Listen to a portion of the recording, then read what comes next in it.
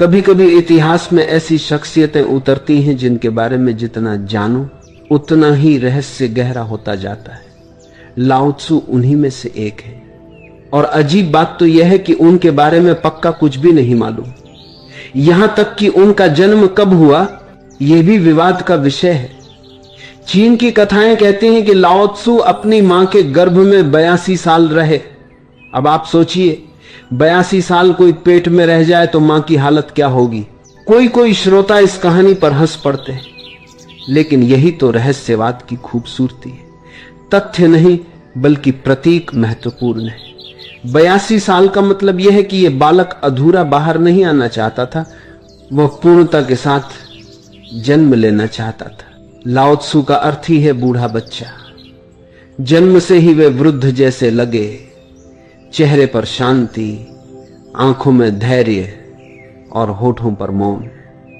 बचपन में ही लोग कहते थे कि यह बालक बोलता कम है, देखता ज्यादा है।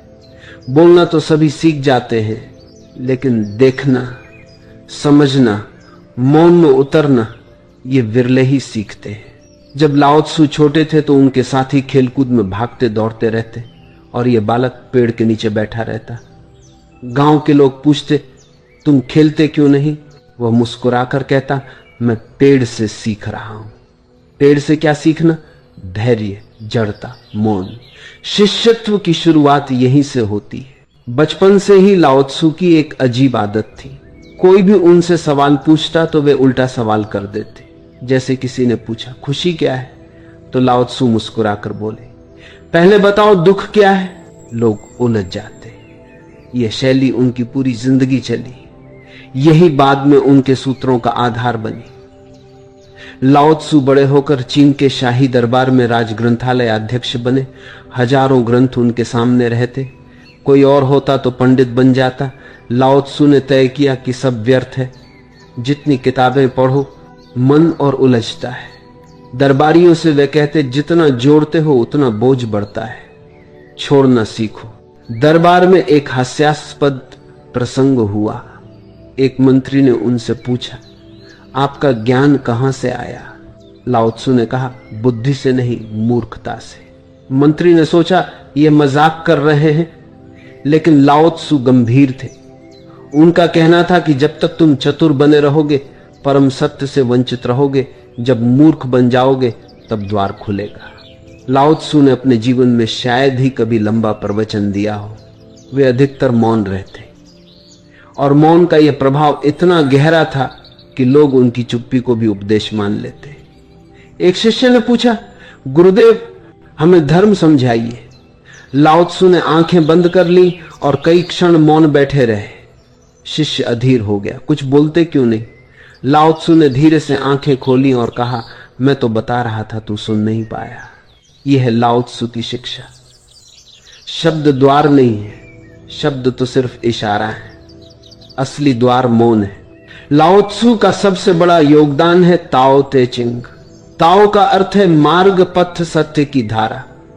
लेकिन यह कोई बना बनाया रास्ता नहीं है। ताओ का मतलब है उस प्रवाह में बहना जो पहले से मौजूद है। उनका प्रिय सूत्र है वो वही, यानी कुछ मत करो और सब हो जाएगा। सुनने में आलस्य जैसा लगता है, लेकिन अर्थ बिल्कुल उल्टा है। वो वही का मतलब है जीवन की धारा के साथ बहना, बिना अड़चन, बिना अहंकार के। जैसे नदी बह रही है, तुम उसके खिलाफ नाव चलाओगे तो थक जाओगे, लेकिन यदि तुम चप्पू छोड़ दो, नाव अपने आप समुद्र तक पहुंच जाएगी।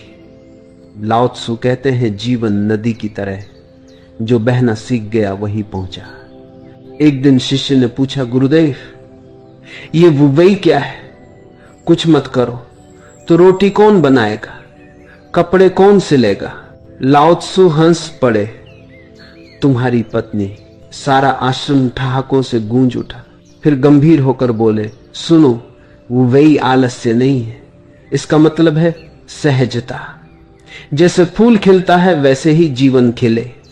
कोई फूल मेहनत नहीं करता, कोई आदेश नहीं देता, फिर भी खिल जाता है। इतिहास में एक प्रसंग बड़ा मशहूर है। कन्फ्यूशियस जो चीन के सबसे बड़े आचार्य माने जाते हैं, लाओ त्सु से मिलने आए।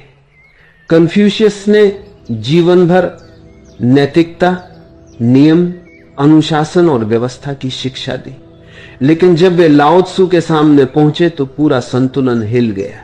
कहा जाता है कि लाओ त्सु गहरी शांति में बैठे थे। कन्फ्यूशियस ने उनसे पूछा, गुरुदेव धर्म क्या है? लाओ त्सु मुस्कुराए और बोले, धर्म कोई नियम नहीं है, धर्म तो नदी की तरह बहता है। तुम जितना पकड़ने की कोशिश करोगे उतना छूट जाएगा। धर्म को पकड़ना नहीं, उसमें बहना होता है। धर्म को पकड़ना नहीं। कन्फ्यूशियस चौंक गए। उनके लिए धर्म मतलब था ये मत करो वो करो, लेकिन लाओ त्सु कह रहे थे कि छोड़ दो। वे कहते थे कृत्रिम नैतिकता सबसे बड़ी अनैतिकता है। जब कन्फ्यूशियस लौटे तो उनके शिष्यों ने पूछा, आप लाओ त्सु को कैसे पाए? कन्फ्यूशियस ने कहा, मैंने कई महात्मा देखे हैं, पर लाओ त्सु तो एक अजगर है। उनके सामने मैं एक छोटा बच्चा हूं। लाओ त्सु किसी पंडित की तरह नहीं थे। वे मौलिक थे, सहज थे, और उनका संपूर्ण जीवन इस बात का प्रमाण था कि सत्य किताबों में नहीं, अस्तित्व में है। लाओ त्सु का सूत्र था, ताओ वह जिसे कहा जाए तो वह ताओ नहीं। यहां एक विरोधाभास है। अगर ताओ को शब्दों में बांधा जा सकता तो वह ताओ नहीं होता। ताओ तो वही है जिसे शब्द छू भी न सके। जैसे चुपचाप रात को आसमान में तारे देखना, क्या तुम उसे शब्दों में बता सकते हो? या नदी के किनारे बैठकर बहते पानी की ध्वनि सुनना, क्या उसका अनुवाद भाषा में हो सकता है? लाओ त्सु कहते हैं, जीवन का सबसे बड़ा सत्य भाषा से परे है। इसीलिए वे कहते हैं, जो जानता है वह बोलता नहीं, जो बोलता है वह जानता नहीं। ये वाक्य सुनकर लोग अक्सर हंसते हैं, गुरुदेव आप तो बोल रहे हैं। लाओ त्सु भी मुस्कुरा देते। वे जानते थे कि विरोधाभासी जीवन का सौंदर्य है।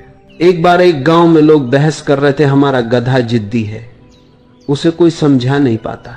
लाओ त्सु वहां से गुजरे। लोगों ने उनसे कहा, गुरुदेव आप इतने ज्ञानी हैं, इस गधे को समझाइए। लाओ त्सु ने गधे को देखा और बोले, यह तो बहुत अच्छा शिष्य है। गांव वाले हंस पड़े, ये शिष्य, ये तो सबसे हठी है। लाओ त्सु ने कहा, देखो ये अपनी प्रकृति में अडिग है। इंसान तो रोज मुखौटे बदलता है, यह गधा कम से कम असली है, और जिसने अपनी प्रकृति को पूरी तरह स्वीकार लिया वही ज्ञानी है। गांव वाले ठहाकों से गूंज उठे, लेकिन बात सबके दिल में उतर गई। लाओ त्सु कहते हैं, सबसे कोमल ही सबसे शक्तिशाली है। पानी को देखो, वह इतना कोमल है कि उसे कोई हथियार काट नहीं सकता, लेकिन धीरे धीरे पत्थर को भी चीर देता है। इसीलिए वे कहते हैं, यदि तुम जीवन को जीतना चाहते हो तो कठोर मत बनो। वृक्ष की डाल जब सूख जाती है, कठोर हो जाती है, तो पहली आंधी में टूट जाती है। हरा वृक्ष लचीला होता है, आंधी को सह लेता है। आज का आदमी ताकतवर बनने की होड़ में है, वह कठोर हो गया है। लेकिन लाओ त्सु सिखाते हैं, लचक ही असली ताकत है। यही है ताओ की राह, सहजता, प्रवाह, लचक। एक दिन चीन का राजा लाओ त्सु के पास आया और बोला, आपका नाम बहुत फैल गया है, आकर मेरे गुरु बन जाइए। लाओ त्सु हंसे और बोले, महाराज आप ही मेरे शिष्य बन जाइए। राजा ने कहा, मैं राजा हूं, मैं कैसे शिष्य बनूं? लाओ त्सु ने उत्तर दिया, यही अहंकार आपको शिष्य बनने से रोक रहा है, और जब तक शिष्यत्व नहीं तब तक गुरु भी नहीं, क्योंकि गुरु शिष्य का संबंध द्विपक्षीय होता है। आप मुझे स्वीकार करें या न करें, लेकिन जब तक झुकेंगे नहीं, सत्य आपके द्वार पर दस्तक नहीं देगा। राजा गहरी चुप्पी में डूब गया। लाओ त्सु ने जीवन का अधिकांश हिस्सा मौन में बिताया।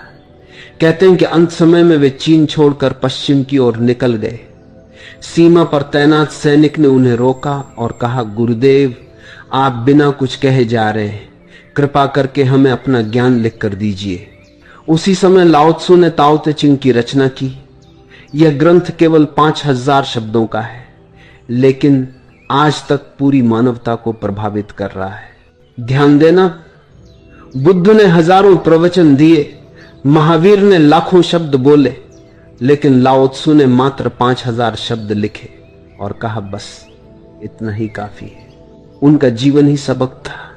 वे जितना कहते उससे कहीं अधिक उनकी चुप्पी सिखाती थी। अब तुम मुझसे पूछोगे लाओ त्सु क्यों इतने मौन थे? क्योंकि जीवन का रहस्य शब्दों में फिट नहीं होता। जैसे कोई तुम्हें मिठाई का स्वाद समझाने लगे, चाहे 1000 पन्ने लिख दे, पर स्वाद तो तभी मिलेगा जब मिठाई मुंह में डालोगे।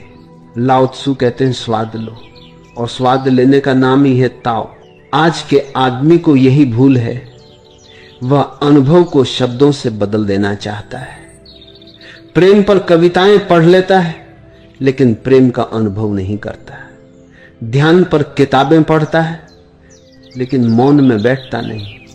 लाओ त्सु यही कहते हैं, सीधे अनुभव करो, मध्यस्थ मत ढूंढो। लाओ त्सु की सबसे बड़ी शिक्षा यह थी कि असली जीवन कोई असाधारण चीज नहीं। वे कहते थे बुद्धिमान वही है जो साधारण बनने की हिम्मत करे। हम सब खास बनने की दौड़ में लगे।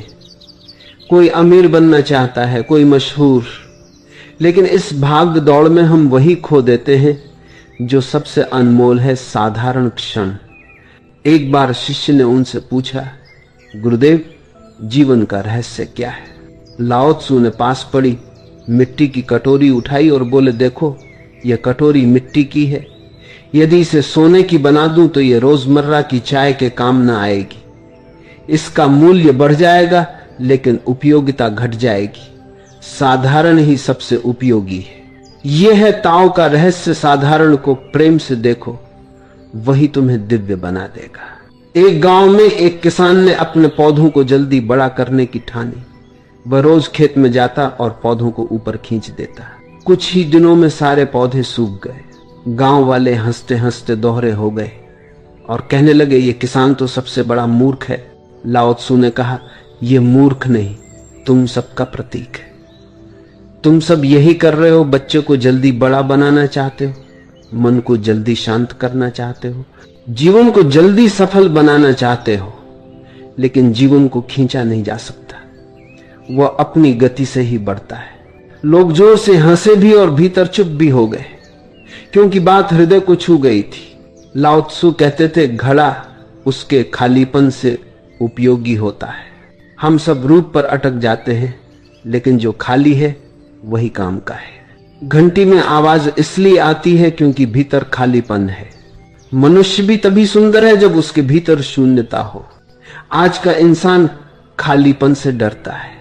वह अकेलेपन को भरने के लिए टीवी, मोबाइल, भीड़, मनोरंजन खोजता है।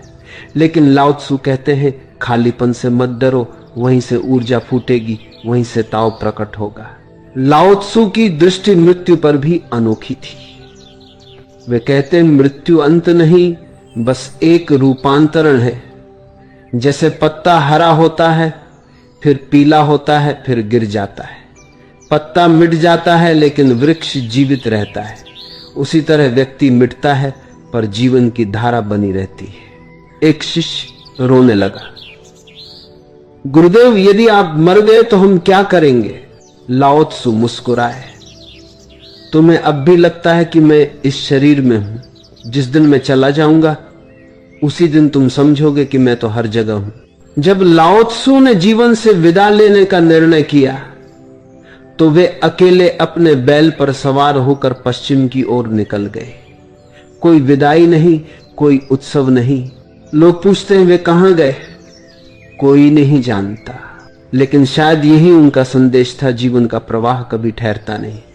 जो आया है वह जाएगा भी, और जो चला गया है उसकी गूंज मौन में सुनाई देती रहती। लाओ त्सु की बातें सुनकर कभी कभी लोग उलझ जाते हैं। वे कहते हैं ये गुरुदेव बड़े विरोधाभासी हैं। एक तरफ कहते हैं कि कुछ मत करो, दूसरी तरफ कहते हैं कि जियो। लेकिन समझो, जीवन भी तो विरोधाभास है। दिन और रात, सुख और दुख, जन्म और मृत्यु सब साथ साथ चलते। लाओ त्सु ने हमें सिखाया कि जीवन को सुधारो मत, जीवन को स्वीकारो। और जब तुम स्वीकारने लगते हो, तब जीवन चमत्कार बन जाता है। एक बार शिष्य ने पूछा, गुरुदेव क्या हमें पाप से बचना चाहिए? लाओ त्सु ने कहा, पाप कपड़े की तरह धोने से साफ हो जाता है। बस ध्यान रखना कि साबुन ज्यादा न खर्च हो। सभी शिष्य ठहाका मारकर हंस पड़े। एक बार भोजन के समय किसी ने कहा, गुरुदेव, ध्यान में हमें भूख परेशान करती है। लाओ त्सु बोले, भूख ध्यान की दुश्मन नहीं, भूख तो ध्यान की याद दिलाती है। पेट खाली हो तो मन खाली होना आसान है, बस इतना ध्यान रखना कि भोजन ध्यान को खा न जाए। सभी शिष्य खिलखिला उठे। आज 2000 साल से भी अधिक हो गए, पर लाओ त्सु की बातें अभी भी ताजा हैं, क्योंकि उनका संदेश समय का नहीं, अस्तित्व का है।